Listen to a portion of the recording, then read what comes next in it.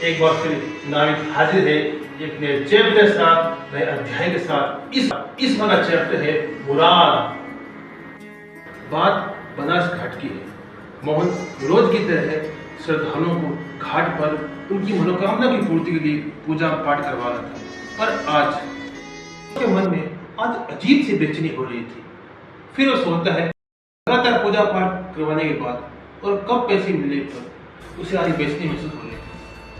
पर वो फिर इस बात पर ध्यान नहीं देता और अपने मन से आए रहे लोगों की सदापूर्वक पूजा पाठ कराता है। मोहन के घर में उसकी माँ और उसका छोटा भाई था। दोनों की जिम्मेदारी उस पर ही थी।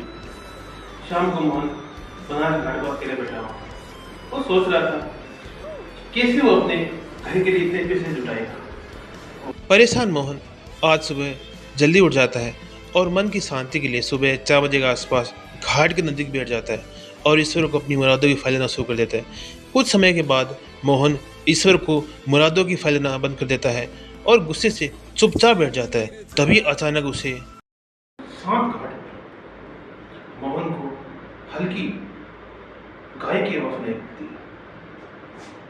घाट पर 4 बजे के आसपास अंधेरा इतना था कि काफी दूर तक मोहन को दूर तक कुछ दिखाई नहीं दे रहा था।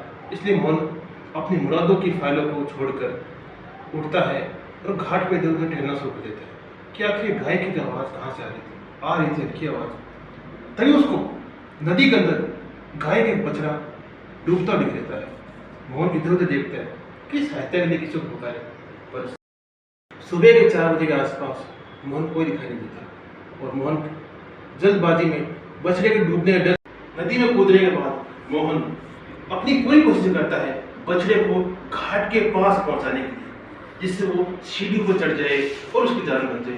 पर मोहन जैसे जैसे उसको कोशिश करता है, जैसे जैसे नदी का बहाव आज बहुत तेज है, तो मोहन को बहुत कोशिश करनी पड़ती है बछड़े को घाट के पास ले आने के लिए। पर इस दौरान घाट के पास में श्रद्धालुओं की सुरक्षा के लिए जो जंजीरें लोगों की लगी हुई थी, उनमें से एक जंजीर मोहन के पैर में फंस जाती है। अब मोहन नदी से बाहर तो नहीं आ सकता था, पर फिर भी मोहन पूरी कोशिश करता है कि बछड़े को घाट के पास ले जाए। पर अचानक बछड़ा भारी हो जाता है, पर मोहन इस बात पर ध्यान नहीं देता और उसको पूरी कोशिश करके घाट के पास सीढ़ी पार लाना शुरू कर देता है और पूरी कोशिश के साथ आखिर में वो घाट के पास आ भी जाता है। पर घाट पर डूबी मोहन का पैर